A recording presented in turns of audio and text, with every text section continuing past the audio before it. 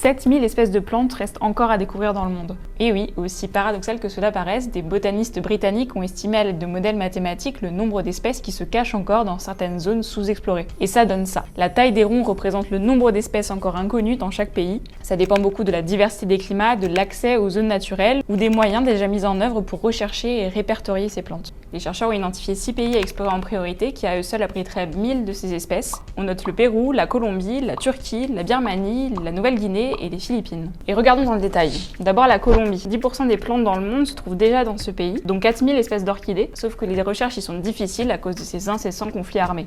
Et plus au sud, les botanistes s'intéressent au Pérou parce que c'est là qu'on a découvert la tomate ou la pomme de terre.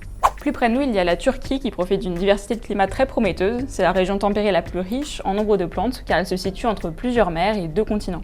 Passons en Afrique, plus particulièrement en Angola. Les botanistes rêvent d'y explorer ces forêts souterraines. Oui, elles sont bien souterraines. En 2023, 2 nouvelles espèces d'arbres ont été découvertes dans le bassin du Kalahari, dont 90% de la masse était cachée dans le sable. Dernier exemple, la Birmanie. En 20 ans, 221 nouvelles espèces ont été répertoriées, et ça c'est que pour une seule de ces 7 régions. Un dernier mot pour la France, ce serait le climat de nos îles, profiterait aussi, selon les chercheurs, à de nombreuses espèces. Ça fait pas mal d'endroits à explorer, mais il va falloir aller vite, car selon les botanistes, les 3/4 de ces espèces seraient déjà menacées d'extinction. Elles risquent donc de disparaître avant même d'avoir été répertoriées.